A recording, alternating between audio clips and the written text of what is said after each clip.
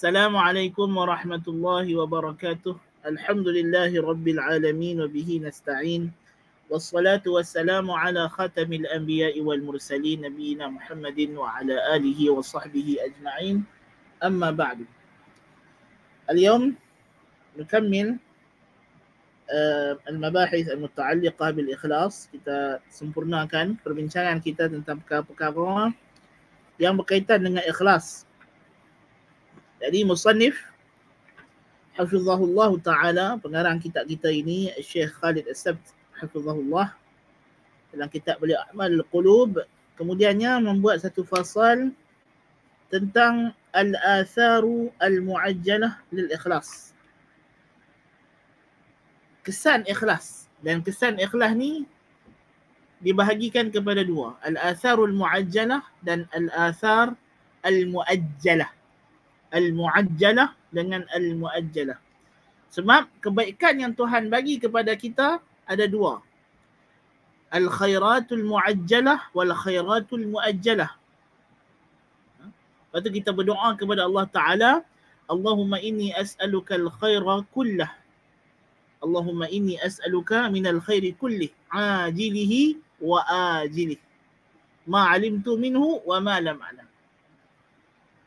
Demikian juga keburukan, asyar. Ada asyururul mu'ajjalah dan ada asyururu al-mu'ajjalah ataupun al-ajilah. Ya, itulah kita kata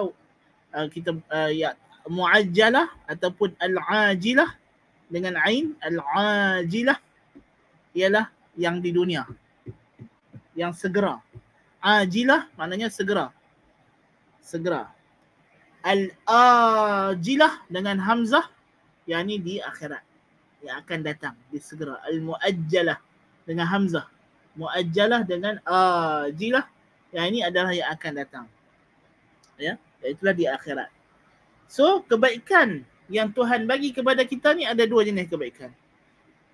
Al-khairatul al-ajilah dengan ain dan al-khairatul ajilah dengan hamzah. Kebaikan dunia dan akhirat yang kita minta dalam doa kita, Allahumma inni as'aluka minal khairi kullihi ajilihi wa ajilihi. Ma alimtu minhu wa ma lam a'lam. Wa a'udzu bika minasy syarri kullihi ajilihi wa ajilihi. Ma alimtu minhu wa ma lam a'lam. Dan kita juga berdoa, Rabbana atina fid dunya hasanah wa fil akhirati hasanah wa qina azabannar. Jadi, apakah kebaikan-kebaikan yang Tuhan janjikan, yang Tuhan akan berikan ganjaran kepada orang yang ikhlas di dunia? Al-atharul mu'ajjalah awil ajilah lil ikhlas. Kesan-kesan ikhlas di dunia yang segera, yang sekarang terus diberi. Ya, apakah kesan-kesannya? Wahiyya kathiratun jidda. Kata pengarang, banyak sekali lah. Banyak sekali. Minha, antaranya yang kita boleh sebutkan, min litab'id, ini sebahagiannya. Awalan, yang pertama, annal ikhlasa huwa aslul qabuli inda Allah subhanahu wa ta'ala, inda Allah azza wa jalla, bihaythu innahu idha ulbisahu ayyu amalin walau kana minal mubahati wal adat tahawwala ibadatin wa qurbah. فإذا قام العبد بشيء من الأمور المباحة كالنوم أو الأكل أو الشرب أو المشي أو غير ذلك يريد به التقرب إلى الله عز وجل كأن يقوي بدنه ليجاهد في سبيل الله أو ينام في النهار ليقوم من الليل أو يأكل يتقوى على الطاعة صارت تلك المباحات في حقه قربات وعلى هذا كان السلف. Yang pertama sekali, kebaikan ikhlas ni tidak lain tidak bukan, dia adalah asas tapak penerimaan amalan di sisi Allah Ta'ala. Tanpanya amalan kita tak akan diterima sekarang ni. Kita nak pahala di akhirat, tapi amalan kita mesti Tuhan terima sekarang. Bila kita solat, Tuhan kena terima solat kita itu segera. Kalau solat kita itu tidak diterima oleh Allah Ta'ala, na'udzubillahi min zalik, maka tidak ada kesannya di akhirat nanti. Tu yang sekarang, yang segera apa dia? Kabul. Kabul ini segera.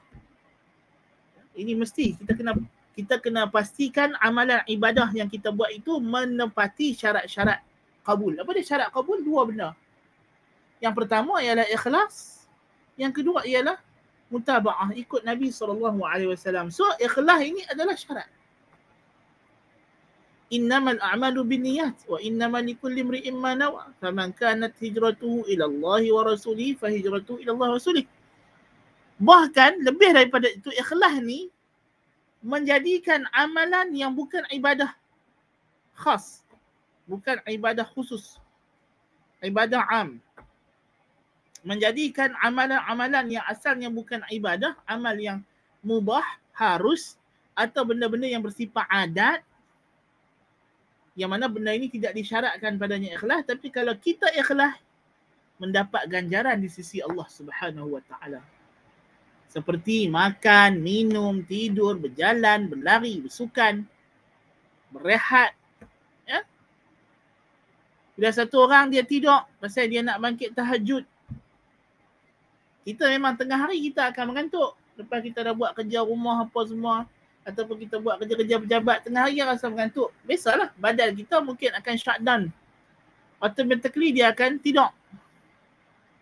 Tapi kalau nak tidur tu, terniat, oh ni bukan sengaja nak tidur ni, selain daripada sebab letih, ni supaya kalau rehat tengah hari ni, sekali malam boleh tahajud. Jadi qailulah. Niat. Kan? Niat. Qailulah ni mesti. Orang yang qailulah dia akan ada tenaga lebih. Ambil orang kata apa, nap tengah hari. Tengok dia disebabkan qailulah ni adalah satu nikmat dunia yang cukup besar. Dia juga akan menjadi nikmat di akhirat, betul tak? Nanti bila hari akhirat, bila hisab di padang mahsyar, hisab itu akan habis bertepatan dengan waktu qailulah. Jadi sebab itulah hari syurga nanti, bila dia masuk syurga, masuk waktu qailulah, pakai rehat, tidur belakang. Nap, kan? Maksudnya berehat, bersenang-senang. Bukan tidur kan, tapi maksudnya bersenang-senang, berehat-rehat. Waktu qailulah ni, kata ulama, kalau dia tak tidur apa, maksudnya dia berehat. Dia berehat. Maksudnya waktu tengah hari tu kita ambil rehat, rest. Itu adalah qailulah. Kan maksudnya kita rehat. Kita rehatkan badan kita daripada buat kerja. So kita ada tenaga balik lepas tu nak sambung kerja-kerja yang seterusnya. Kalau kita ambil tidur sebentar, dah baguslah. Kan? Jadi sampai kita kata, tapi kalau dia niat qailulah itu bukan sekadar untuk rehatkan badan dia letih, bukan sekadar nak sambung kerja jabat, tapi juga ialah kerana nak tahajud malam sekali lagi, ataupun dia pergi kerja. Kerja, memang kita kena kerja. Cari rezeki. Kan? Tapi dia niat kerja ni pasal nak dapat rezeki yang halal. Nak bagi nafkah pada anak isteri. Itu juga jadi pahala. Nafkah anak isteri ni benar adat. Ya? Bila kita bagi nafkah kepada anak isteri kita, kita terlepas daripada dosa. Terlepas daripada dosa. Tapi untuk kita dapat pahala, mesti kita kena niat kerana Allah Ta'ala. Dengan kita niat, barulah benda tu jadi ibadah mahdah.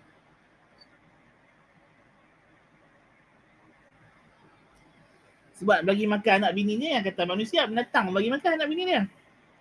Kan? Mengabaikan anak isteri adalah dosa. Kan? Jadi dengan kita memberi nafkah kepada anak isteri, kita terlepas daripada dosa. Tapi adakah kita dapat pahala? Dapat pahala kalau kita niat ikhlas kerana Allah Ta'ala. Kan? Kita pergi kerja ni adat. Semua orang pergi kerja. Burung pun keluar sarang sampai pagi cari makan. Tapi apa yang bezakan kita dengan burung? Kita niat ikhlas lillahi Ta'ala. Keluar kerja ni bukan pasal apa, nak cari rezeki yang halal, atau kita nak tolong orang, nak mudah kita kerja pejabat, kita pegawai. Ya? Kita niat. Man nafasa an mu'min kurbatan nafasallahu anhu kurbatan min kurabi yaumil qiyamah. Siapa yang melepaskan satu jiwa mukmin daripada kesusahan di dunia, man nafasa an mu'min min kurbatin fid dunya nafasallahu anhu kurbatan min kurabi yaumil qiyamah. Allah akan lepaskan dia daripada satu kesusahan, daripada kesusahan hari kiamat. Jadi kita pergi kerja pegawai-pegawai. Ya. yang kerja pejabat. Niat macam tu. Kita pegawai universiti, mudahkan student-student nak belajar ilmu pula. Ya? Tentu lebih lagi. Lebih lagi. Kan kita memudahkan orang yang berjihad fi sabilillah. Man salaka tariqan yaltamisu fi ilman sahhalallahu lahu tariqan ilal jannah. Itu orang yang menuntut ilmu. Orang yang menolong penuntut ilmu, pegawai-pegawai di universiti, di immigration apa semua, inilah yang kita nak tekankan masalah Islamization of self, pengislaman diri, supaya kita nak set world view kita ni semuanya lillahi ta'ala, semuanya kerana Allah, kerana tauhid. Barulah tidak ada lagi isu pegawai-pegawai yang rishwah, ya, pegawai-pegawai bahasa Arab sebut rishwah. La'anallahu ar-rashi wal murtashi. Allah laknat orang yang ambil rasuah dan juga yang memberi rasuah. Ya? Memberi rasuah yang menerima rasuah. Jadi tidak ada rishwah, tidak ada sengaja nak susahkan orang, buat kerja malas, kan? Kaunter daripada 10 tinggal 1, kan? Dia tak mau benda-benda macam ni. Kan? Keluar rehat awal, masuk jabat lambat. Ya? Kita tak mau benda-benda jadi macam ni menyusahkan orang. Sedangkan sepatutnya kerja kita itu boleh membawa kita ke syurga.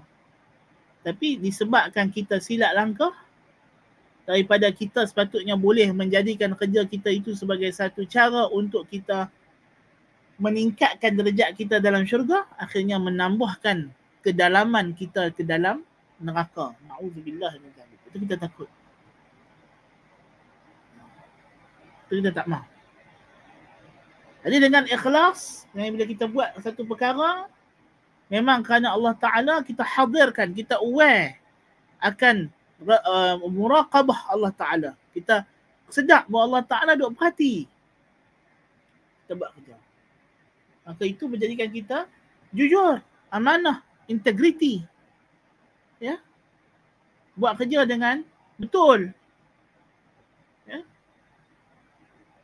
Sebab tu orang putih kata integriti ni apa dia? Iaitulah kamu buat benda yang betul walaupun tak ada siapa tengok. Kita sebagai orang Islam lebih lagi. Pasal kita tahu manusia tak tengok, makhluk tak tengok, Tuhan tengok. Tuhan perhati, tak ada benda yang kita buat yang terlepas daripada pandangan Allah Subhanahu wa Ta'ala. Ini kalau dalam amalan dunia pun, ya, makan untuk kuat untuk buat kerja taat kepada Allah Ta'ala. Jadi bila dia makan kerana untuk taat, dia makan berpada-pada. Sebab makan ni dia serampang dua mata. Dia boleh jadi makan sampai kenyang sangat sampai tak larat nak ibadat. Itu tak bagus. Tapi kalau dia makan dengan niat ibadah, dia akan makan dengan kadar yang wajar. Sebab dia makan untuk ibadah. Nah, demikianlah pekerjaan ulama salaf. Qala Zubayd al-Yami. Ya. Kata satu ulama salaf nama dia Zubayd al-Yami, yasurruni an yakuna li fi kulli shay'in niyyatun hatta fil akli wan naumi. Aku suka untuk aku ada niat kerana Allah Ta'ala dalam semua benda yang aku buat, termasuklah tidur dan makan. Dan akan datang cerita pasal keadaan ulama salaf tentang makna ini. Wa hadzal athar huwa a'zamu thamarat al-ikhlas wa ajalluha wa huwa ruhul qurba wa libasut taqwa. Yang ini adalah yang paling penting, penerimaan amalan. Amal ibadah Tuhan takkan terima melainkan dengan ikhlas. Dan hebatnya ikhlas ni bukan sahaja amal ibadah. Benda yang bukan ibadah, kalau kita ikhlas jadi ibadah. Allahu akbar kabira. Allahu akbar kabir. Bahkan sampai ke tahap, mungkin Ustaz sebut ataupun tak sebut, itu mungkin Ana elok sebut di sini. Bahkan ikhlas ni sampai ke tahap dia menjadi sebab untuk seseorang itu dia maafkan walaupun dia tersalah. Nabi SAW kata, "Idza ijtahada al-hakim fa asaba falahu ajran wa in akhta'a falahu ajrun." Seorang mujtahid, Seorang hakim bila dia berijtihad, kalau betul dapat 2 pahala, kalau salah 1 pahala. Pasal apa? Pasal pahala niat dia lillahi ta'ala, mujtahid yang berijtihad. Walaupun kita rasa ijtihad dia salah, tak betul, kita nampak ijtihad dia berlawanan dengan dalil yang sahih, tapi dia tak ada niat nak lawan dalil yang sahih. Betul tak? Tak ada niat nak lawan dalil yang sahih, tapi dia pun ingat benda dia buat tu betul dan dia buat tu ikhlas kerana Allah Ta'ala. Dapat pahala tak? Dapat pahala. Diampunkan kesalahan.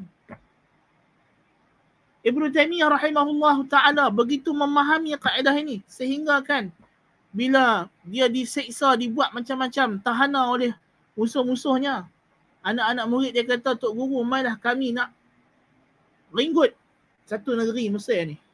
Nak kami buat huru hara. Mau tak? Mereka ni punya teruk sangat, punya zalim sangat kat Tok Guru. Mai kami nak goncang negeri ni. Kita buat havoc, kita buat riot. Biar mereka tahu kata kita ni ramai. Kita bukan sikit. Itu dia. Dan memanglah kalau kita sikit pun, kalau kita buat havoc, kita buat riot, nampak macam ramai, betul tak? Betul tak? Kan? Sebab tu kadang-kadang bila tengok demonstrasi ramainya, tapi main time ballot box, kalah. Kan? Bila buat kecoh memang nampak ramai. Tapi nak kata,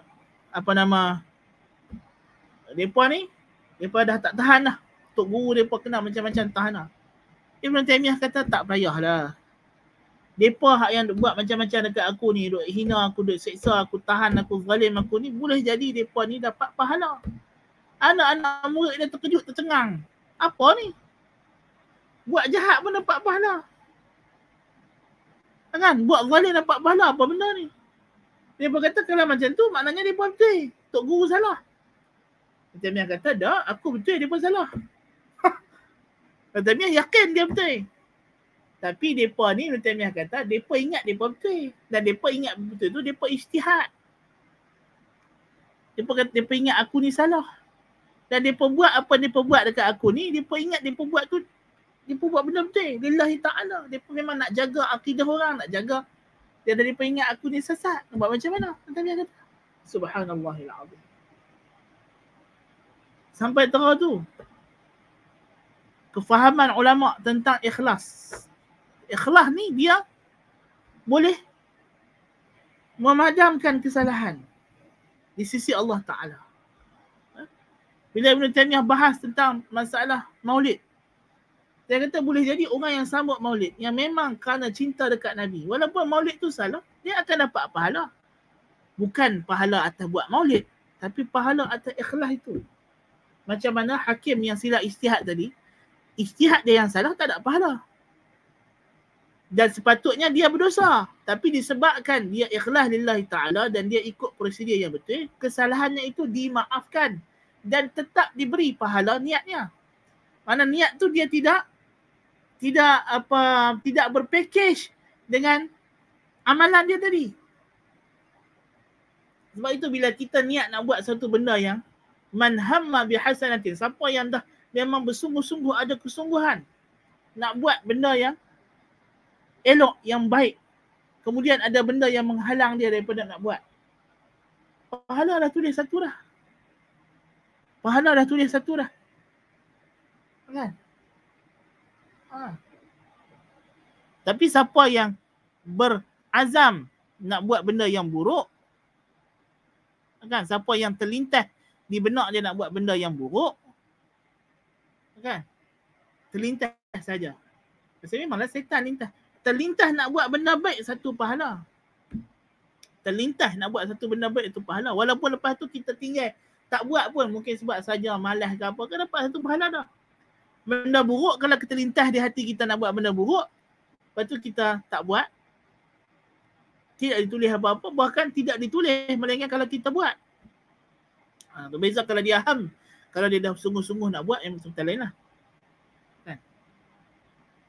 Jadi sama juga, benda yang baik kalau dah bersungguh-sungguh nak buat, tapi terhalang sebab ada uzur dan sebagainya, dapat seperti kita buat pahala. Atau orang yang sakit, dia memang duk pergi masjid, tapi hari tu sakit atau hujan tak nak pergi masjid, dapat pahala macam sembahyang jemaah. Subhanallah. Dia kata ikhlas ni, niat ni, dia ada athar, kesan yang besar pada penerimaan amalan di sisi Allah Subhanahu wa taala. Yang kedua, thaniyan ilqa'ul qabuli li sahibihi fil ard ma'a wufuril mahabati fi qulubil khalq. Orang yang ikhlas, orang yang niat jujur ni, niat yang betul, Allah Ta'ala akan berikan padanya penerimaan di muka bumi beserta dengan banyaknya rasa haibah, kagum, rasa respect dalam hati makhluk pada dia. Orang yang buat kerja ikhlas, dia tidak mengharapkan ganjaran makhluk. Tetapi Allah Ta'ala akan bagi di antara ganjarannya, orang yang ikhlas ini, dia akan dihormati oleh makhluk. Lepas kita kata, kalau you buat kerana nak dapat penghormatan makhluk, you takkan dapat. Tapi kalau you buat kerana nak ganjaran daripada Allah, you pasti akan dapat ganjaran daripada Allah dan penghormatan daripada makhluk. Subhanallah. Subhanallah. Qala Ibn Al-Qayyim rahimahullah, وقد جرت عادة الله التي لا تبدل وسنته التي لا تحول أن يلبس المخلص من المهابة والنور والمحبة في قلوب الخلق وإقبال قلوبهم إليه ما هو بحسب إخلاصه ونيته ومعاملته لربه، ويلبس المرائي اللابس ثوبي الزور من المقت والمهانة والبغضة ما هو اللائق به، فالمخلص له المهابة والمحبة وللآخر المقت والبغضاء. Menjadi sunatullah, ketetapan undang-undang Allah Ta'ala, orang yang ikhlas ni Allah Ta'ala jadikan dia dicintai oleh makhluk, disegani, dihormati oleh makhluk. Manakala orang yang riak, mereka ni akan dibenci, dihina oleh makhluk. Subhanallah. Orang yang riak ni mau tak mau, sampai satu detik masa Tuhan akan dedahkan kebohongannya. Nasallallahu al-afiyah. Adapun orang yang ikhlas lillahi ta'ala, wa nas'alullah ta'ala an nakuna minal mukhlisin al-mukhlasin, kita minta Allah Ta'ala jadikan kita orang yang ikhlas, lagi terpilih oleh Allah Ta'ala. Mereka inilah yang akan Tuhan bagikan rasa. Makhluk-makhluk akan hormat kepada mereka, cinta akan mereka, kagum dan respect kepada mereka. Berbanding orang yang tadi buat amal ibadah kerana nak dapat respect makhluk, Tuhan akan bagi yang lawan daripada apa yang dia nak. Itu. Lawan apa yang dia nak.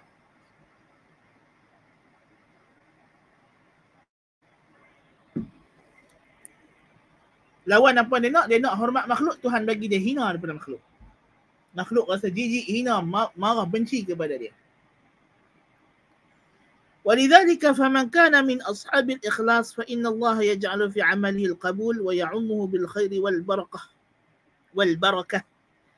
Sebab itu orang yang ikhlas, Allah Ta'ala bagikan amalannya diterima dan diselubungi oleh kebaikan dan keberkatan. وفقد قيل لحمدون ibn Ahmad al-Qassar, ditanya kepada Hamdun ibn al-Qassar, Hamdun al-Qassar, ma balu kalam salaf anfa'u min kalamina. Sebab apa perkataan ulama salah lebih bermanfaat daripada perkataan kita orang belakang? Walaupun salah cakap sikit-sikit je. Kan? Ulama-ulama khalaf tulis kitab berjela-jela. Kan? Pasal apa? Li'annahum, jawab Hamdun al-Qassar, li'annahum takallamu li'izzil Islam wa najatin nufus wa ridar rahman. Kerana ulama salaf, bila mereka bercakap untuk keagungan Islam. Mereka tidak ada niat lain melainkan untuk Islam. Lillahi ta'ala. Wa najatin nufus, dan nak selamatkan jiwa. Wa ridar rahman, dan nak dapat ridha ar-rahman. Wa nahnu natakallamu li'izzin nafs. Kita pula bercakap pasal kita nak nama kita, nak megah kita, megah diri kita. wa talabid dunia, dan nak cari pangkat-pangkat dunia, wa qabulil khalq, dan supaya orang terima. Ulama salaf dia tak peduli. Kan? Mufti jadi mufti bukan untuk populariti, bukan untuk, bila mufti start duk cari populariti, terkeluar fatwa pelik-pelik. Kan? Bila ulama-ulama ni mula duk cari pangkat-pangkat dunia, kemasyhuran, nak jadi ulama yang, sebab tu Syekh Uthaymin kata ulama 3 jenis. Syekh Uthaymin kata ulama ni dia ada 3 jenis ulama. Yang pertama dia kata ulamaul millah. Yang kedua ulamaul ummah. Yang ketiga ulamaul daulah. 3 jenis ulama, 2 tak boleh pakai, 1 yang boleh pakai. Yang pertama ulamaul millah. Ulama yang kerja dia adalah untuk menerangkan tentang agama. Dia tak peduli orang suka, tak suka, setuju, tak setuju, dia kena cakap. Qulil haqqa walau kana murra. Dia pegang dengan pesan Nabawi, cakaplah benda yang betul walaupun pahit. Kan? Yang kedua, ulama al-ummah. Ulama rakyat, ulama marhin. Yang dia bila nak bagi fatwa, dia tengok orang suka fatwa yang mana. Yang ni pun masalah. Yang ni tak betul. Yang ni ulama tak betul. Dia kerja duk cari apa fatwa yang boleh mempopularkan diri dia dalam kalangan orang marhin, orang awam, rakyat, orang ramai. Ya? Dan yang ketiga ulama ud-daulah. Ulama hak bercakap bila dia nak fatwa, dia nak apa, dia tengok apa yang kerajaan suka. Jadi ada satu golongan ulama hak cari redha kerajaan, pemerintah. Yang kedua ulama hak cari redha rakyat. Dua-dua ni tak betul. Dua-dua ni ulama su. Kalau kita rakyat ni mana? Bagi kita kalau ulama tu lawan kerajaan, sokong kita, ulama bagus ya. Kalau ulama tu sokong kerajaan, tak suka rakyat, tak bagus. Salah. Padahal dua-dua ulama ni tak betul. Ulama hak betul, ulama apa? Ulama hak rakyat pun dia tak peduli, pemerintah pun tak peduli.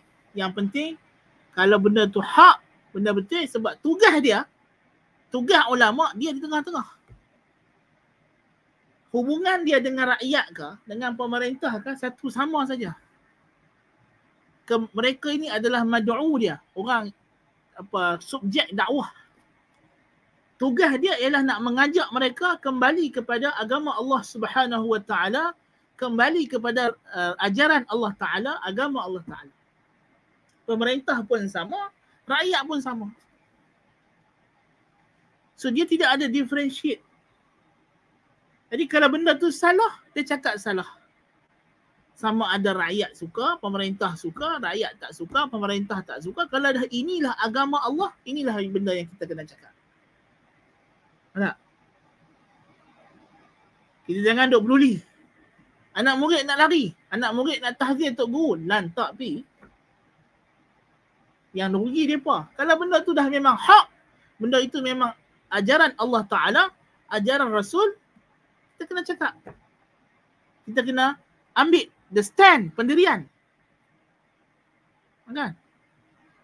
Pasal rezeki Allah Taala bagi, nyawa kita di tangan Allah Taala. Dan yang nak bagi ganjaran, balasan baik atau balasan buruk pun Allah Ta'ala. Bukannya ada siapa. Semuanya Allah Ta'ala. Makhluk tak ada apa. Semua milik Tuhan. Kan? Jadi apa yang kita nak apa? Inilah benda yang penting. 3 perkara ni mesti ada pada orang yang nak menyebarkan agama Allah. Bila dia bercakap, pastikan li'izzil Islam. Apa yang aku cakap ni tidak ada lain melainkan kerana Islam. Betul orang kata kenapa Ibn Taymiyah begitu banyak musuh, tapi akhirnya dia yang menang. Kerana bila dia berdebat, dia bercakap, dia membantah, tidak ada tujuan lain melainkan li'izzil Islam. Wa najatin nufus, dan nak menyelamatkan diri daripada kemurkaan Allah. Itu saja tujuan dia. Wa ridha ar-Rahman, dan nak mencari ridha ar-Rahman. Tidak ada lain. Sebab itu bila Imam Malik tulis kitab Al-Muwatta, banyak orang tulis Muwatta. Orang kata banyak dah orang tulis Muwatta. Imam Malik kata mana yang kerana Allah akan kekal. Jadi dalam ramai-ramai yang tulis ni, mana yang tulis kerana Allah Ta'ala kekal. Kekal Muwatta Imam Malik satu. Subhanallah.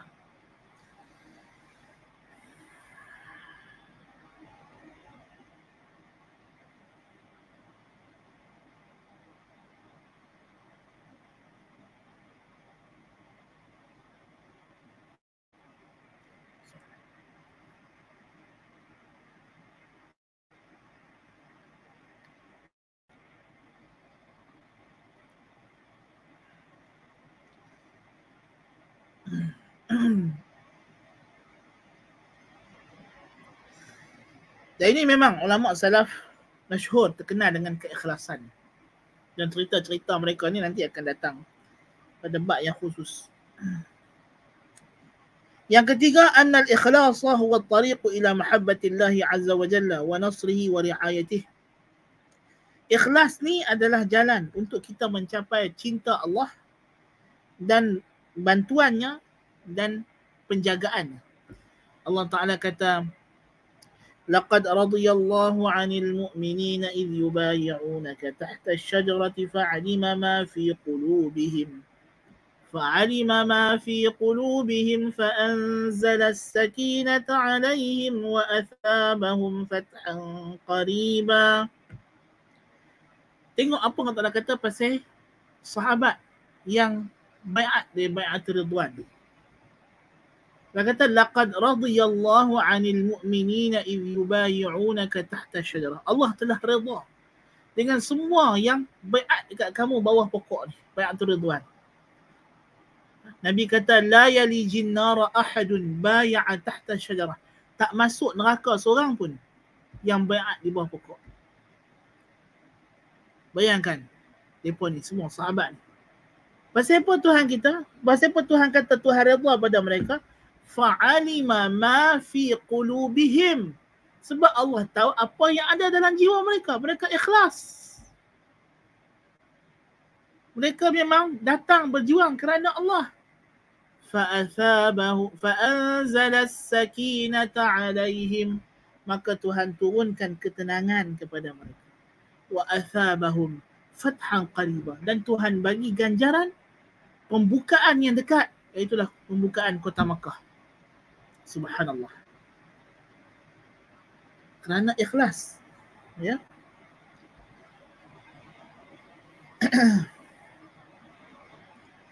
Dan dalam hadis Nabi SAW, innama yansurullahu hadhihi al-ummata bidha'ifiha bida'watihim wa salatihim wa ikhlasihim. Sesungguhnya Allah Ta'ala memenangkan umat ini dengan orang yang lemah daripada kalangan mereka. Orang yang lemah, yang tak mampu nak berjuang, tak mampu nak berjihad. Bukan dengan pahlawan-pahlawan yang hebat ni. Sebab apa dengan lemah? Pasal Nabi kata bida'watihim, dengan doa mereka kepada Allah. Wa salatihim, dan salat ibadat mereka. Wa ikhlasihim, dan keikhlasan mereka. Pasal mereka ni, mereka tak ada peluang nak pergi berjihad, mereka lemah. Jadi mereka berdoa bersungguh-sungguh kepada Allah Ta'ala. Mereka sedih. Mereka nak dapat pahala, kemenangan. Maka Allah Ta'ala sertakan mereka dalam perjuangan, dengan Tuhan jadikan doa mereka sebagai salah satu sebab untuk tentera-tentera yang berjihad ini. Kan? Sebab tu apa nama? Kalau kita tengok gen tabligh kan. Bila dia keluar dakwah, dia bahagi dua. Kan? Satu pergi ketuk rumah orang, satu lagi duduk dekat masjid ataupun surau. Kan?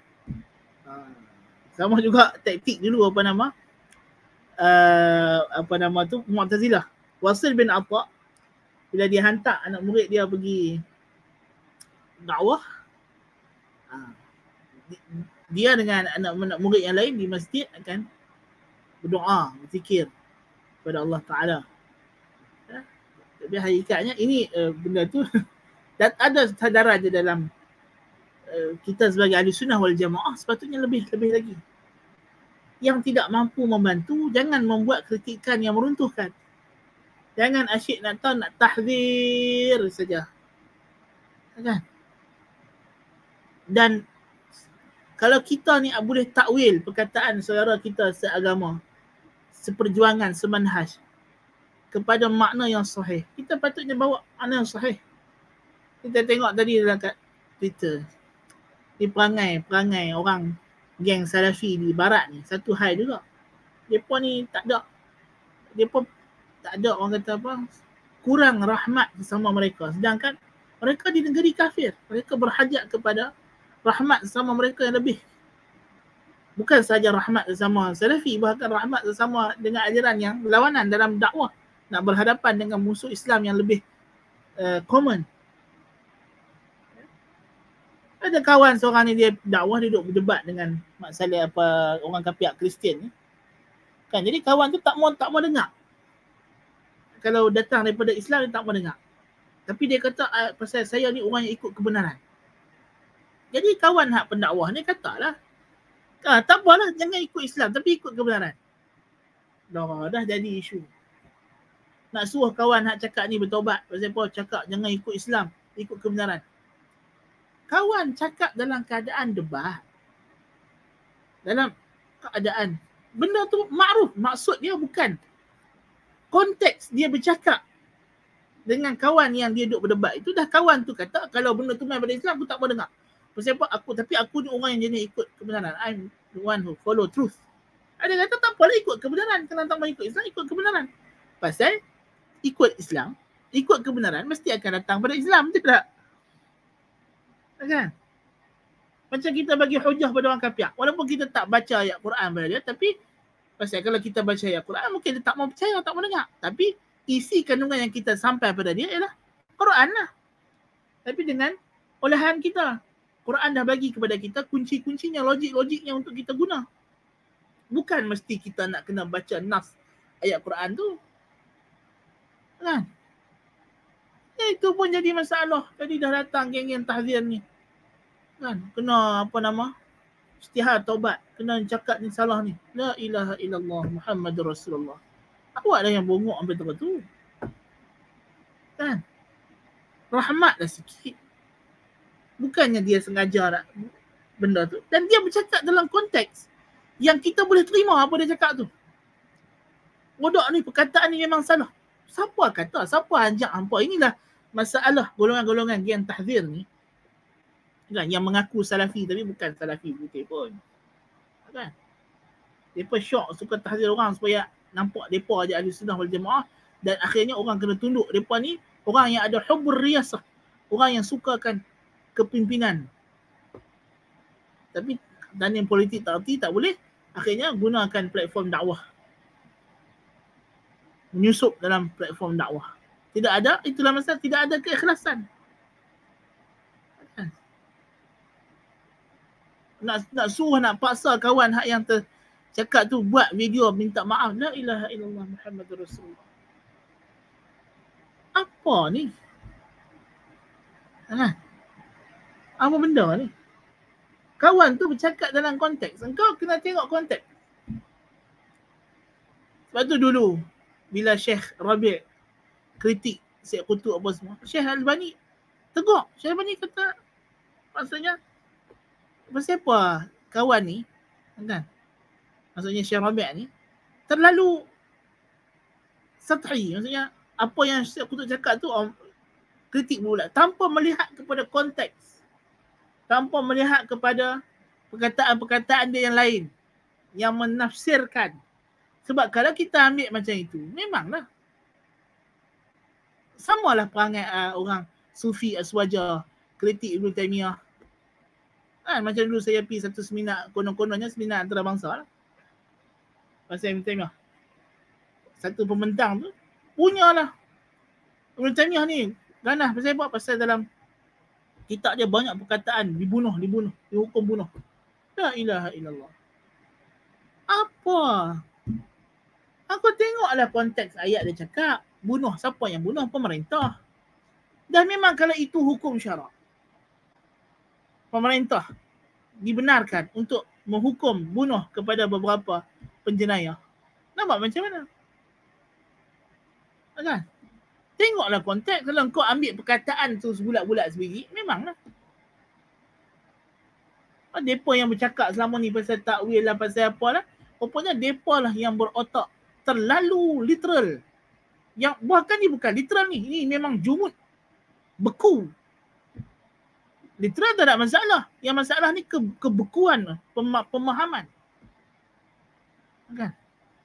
Faham tu jumud, beku. Sampai tak boleh nak tengok siyaqul ayah. Tak boleh nak faham latar belakang fatwa, latar belakang penulisan kitab. Macam sekarang ni orang ISIS ke, guna kitab Ibn Taymiyah ke, kitab Syekh Ahmad Wahab ke, kitab ulama-ulama Salafi ke. Pasal mereka ambil kitab tu secara beku kefahaman, tanpa melihat kepada konteks latar belakang kitab tu ditulis. Untuk apa tujuannya, kepada siapa khitab itu ditujukan. Memanglah nampak macam ekstrim, ganas. Mungkin bahasa itu sesuai dengan si penanya, orang yang minta fatwa, atau isu yang difatwakan pada zaman tersebut, pada situasi yang ditanyakan. Betul tak?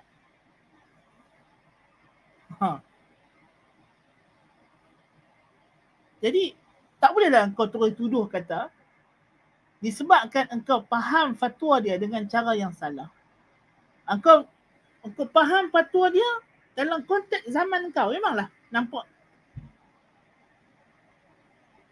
tak kenal, betul tak?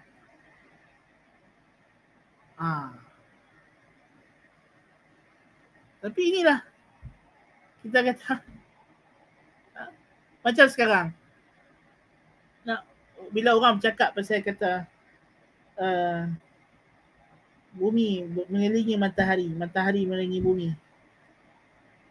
Pada zaman dulu, sebelum teori Copernicus mendapat tempat yang tinggi dalam dunia sains, pahaman matahari mengelilingi bumi adalah pahaman yang kalau kau baca kitab-kitab ulama dulu, itu adalah worldview yang mereka terima masa tu. Minal musallamat. Kan? Bukan kerana mereka bodoh. Mereka ulama yang mengkaji. Tapi itulah kajian mereka sampai dekat tu. Kita kena faham latar belakang, background. Kan? Ini kalau tak faham background, payahlah. Kan? Sama lah kalau sekarang pilihan raya. Kau tengok manifesto. Memanglah manifesto tu mengiurkan parti sekian. Tapi tengoklah situasi latar belakang parti tu betulkah apa dia cakap dia. Kan? Nampak macam bagus lagi jadi kerajaan, apa pun tak ada. Kan? Jadi itu benda yang kita kena betulkan. Kan? Pasal orang kita tidak diajar berfikir dengan kritis. Critical thinking ni kurang. Kan? Dia tidak belajar, sistem dia tidak ada. Kan? Dia yang betul kena ajak critical thinking. Bukan terus-terus buat sukatan pelajaran jadi pun tinggi gitu. Buat subjek critical thinking. Ajak supaya generasi muda ini, bahkan yang tua pun perlukan juga supaya mereka ni ada cara berfikir yang betul, yang sahih, mengikut garis panduan Al-Quran dan Sunnah.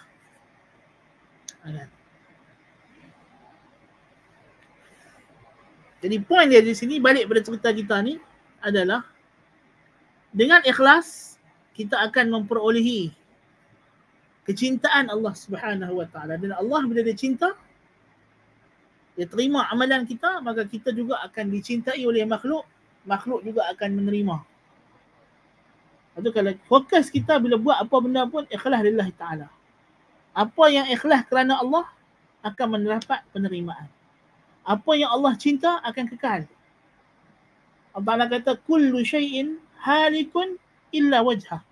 Semua amalan akan musnah, akan binasa, kecuali yang dilakukan dengan diarahkan kepada wajah Allah. ke arah Allah Subhanahu wa taala. Jadi itu yang kita kena faham. Rabi'an, yang keempat, bil ikhlasi yakthurul amal wa yata'azam. Dengan ikhlas, yakthuru bihi qalilul amal. Amal yang sedikit menjadi banyak dan amal yang kecil menjadi besar. Dengan ikhlas. Amalan yang sedikit tapi dapat pahala yang banyak. Amalan yang kita nampak macam ringan, remeh, tetapi ganjarannya besar di sisi Allah Subhanahu wa taala. Lianna Allah Azza wa Jalla yunammihi li sahibihi wa yubariku lahu fihi hatta innahu la yajidu dhalika al-amal yawm al-qiyamah fawqa ma yahtasib.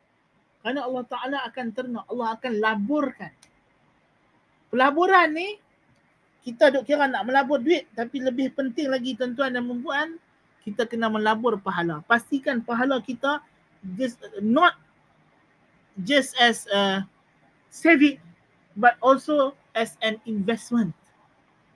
We must ensure that our good deeds, not just our saving for the hereafter, but also as an investment for the hereafter. Allah Ta'ala jadikan pahala kita tu sebagai modal pelaburan. Digandakan, ditambah. Sehingga bila kita datang ada kiamat tadi, kita tengok, pahala ni besarnya. Rupanya pahala amalan tadi Tuhan ganjarkan, gandakan. Ingat.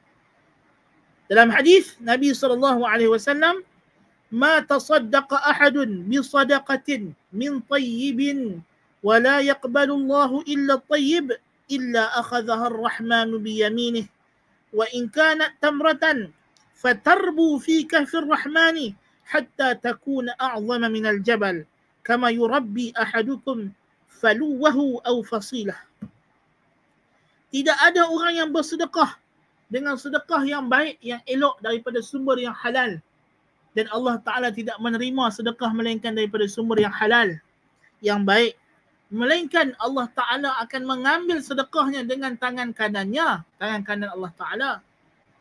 Jikalau ianya adalah sebiji tamar sekalipun, maka Allah akan gandakan, Allah akan ternak pahala itu sehingga menjadi besar seperti gunung. Ya, seperti mana seseorang kamu menternak dan menjaga anak untanya. Ini pahala sedekah. Kita bagi sedekah tamar. Kita kata tamar, pahala sikit saja.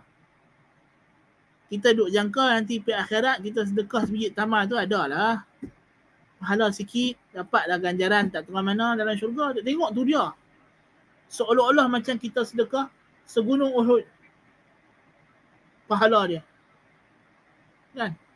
Pasal apa pahala aku sama dengan pahala dia ni? Dia ni hari tu sedekah 1 juta. Aku sedekah RM1 saja. Rupanya sebab ikhlas, Tuhan gandakan pahala kita tadi sampai sama dengan pahala sedekah 1 juta. Subhanallah. Dan boleh jadi orang yang sedekah 1 juta kalau tak ikhlas, relax, kosong, tak ada apa.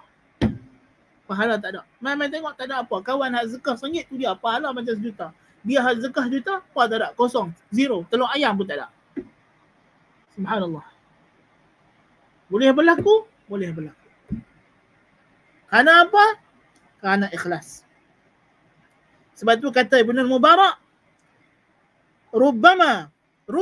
sebelum tu Abu Bakar bin Ayyash kata berkenaan dengan Abu Bakar As-Siddiq, ma sabaqakum Abu Bakrin bikathrati sawmin wala salah walakin bi syai'in waqara fi qalbi. Abu Bakar mendahului para sahabat.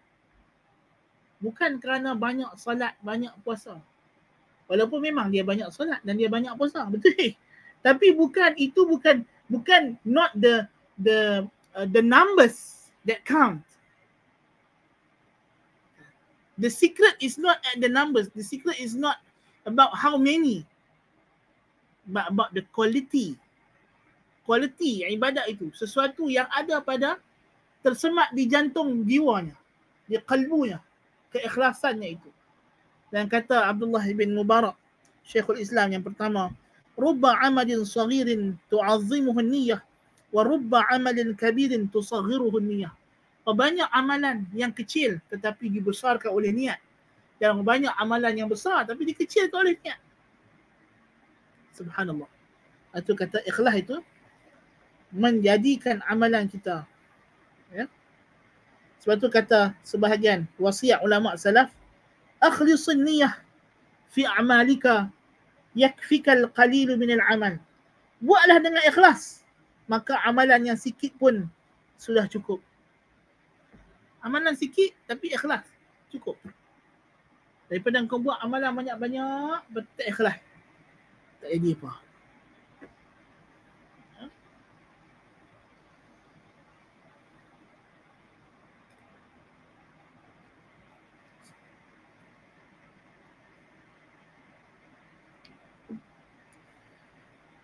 Tengok Allah Ta'ala kata tentang orang yang berjihad dengan ikhlas. ما كان لأهل المدينة ومن حولهم من الأعراب أن يتخلفوا عن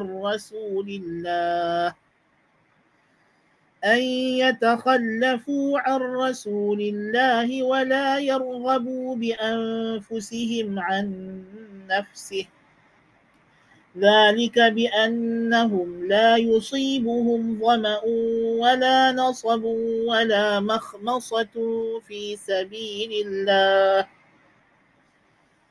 ذلك بأنهم لا يصيبهم ظمأ ولا نصب ولا مخمصة في سبيل الله ولا يطؤون موطئا يغيظ الكفار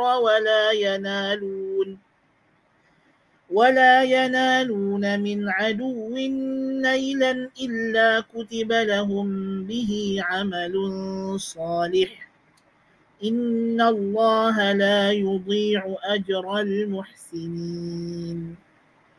Surah Taubah 120. Tidak patut penduduk Madinah dan orang Badui yang di sekitarnya untuk tidak ikut serta Rasulullah SAW dalam jihad, dan tidak patut mereka melebihkan diri mereka, habuan diri mereka daripada menjaga hak Nabi SAW.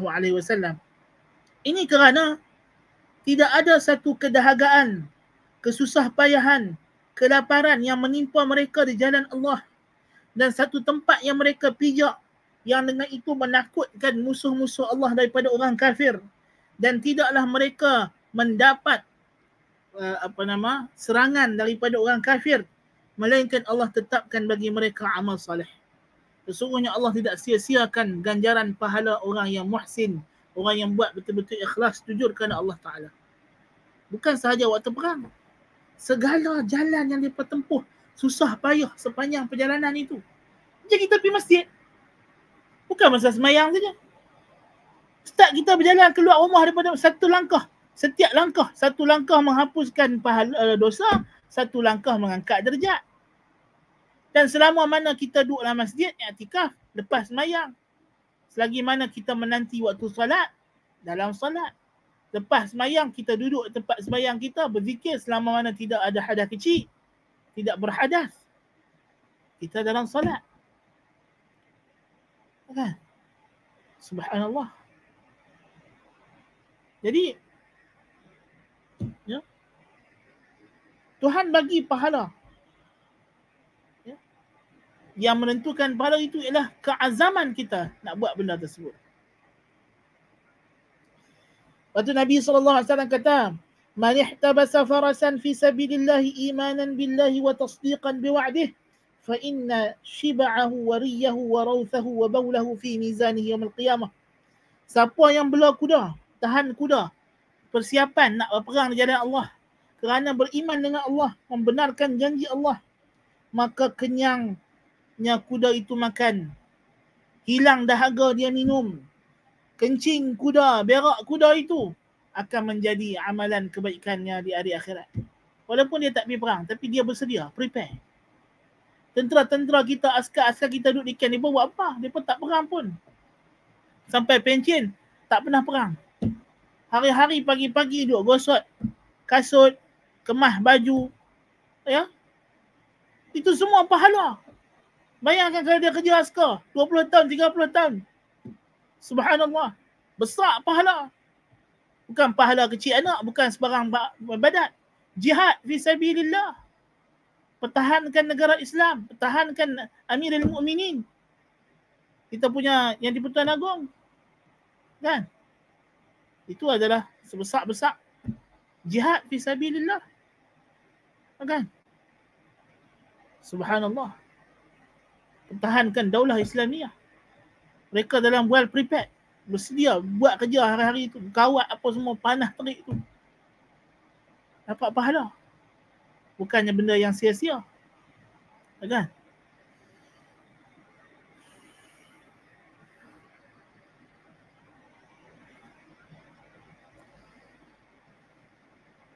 Sebab tu kata Daud At-Tai, ra'aitul khaira kullahu innama yajma'uhu husnun niyyah wa kafaka biha khaira wa illam tansab. Aku dapati kebaikan tu semuanya pada keelokkan niat. Niat. Dan cukuplah kamu dengannya walaupun kau tidak berjaya melakukan amalan. Kau niat.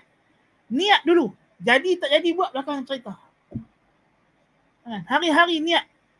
Azam kata nak puasa. Tapi esok pagi tengok ambil nasi lemak sedap tak jadi puasa. Tak apa. Kalau kita sungguh-sungguh niat sampai satu masa nanti Allah Ta'ala akan mudahkan jalan. Ambil seronok tengok mereka tu duduk mengaji tu. Teringin nak duduk macam mereka tak ada kitab. Beli kitab tapi tak ada mengaji lagi. Tak apa. Kan? Ustaz buat kelas ada kitab ni tak ada terjemahan lah Ustaz. Tapi tak apalah. Beli juga kitab walaupun tak erti baca. Allah Ta'ala akan jadikan kebaikan. Mana kita nak tahu daripada kitab hak kita beli tu, kita sendiri tak pernah baca. Anak cucu cicit kita dapat manfaat di belakang hari. Kan? Kita tak tahu. Kan? Mungkin lepas tu, kita nak mati, kita wasiat tinggal kitab tu, hantar di perpustakaan ke apa. Masya Allah. Tak orang guna. Kan? Kita tak tahu. Yang penting kita buat dulu. Beli kitab, nak belajar bahasa Arab tapi tak belajar lagi. Tak apa, beli kitab dulu. Tengok kitab sampai sudah. Tak apalah. Allah Ta'ala, kalau niat kita betul, Allah Ta'ala bagi pahala. Walaupun kita tak dapat nak buat sampai sudah, pahala tetap berjalan. Jadi kita jangan putus asa daripada rahmat Allah Ta'ala. Kerana putus asa daripada rahmat Allah, itu dosa yang sangat besar. Macam kita dah belajar dan kita bertauhid dulu. Wallahu Ta'ala alam bis-shawab. Naktafi bihadzal qadar. أقول قولي هذا وأستغفر الله العظيم لي ولكم سبحانك اللهم وبحمدك أشهد أن لا إله إلا أنت أستغفرك وأتوب إليك السلام عليكم ورحمة الله وبركاته.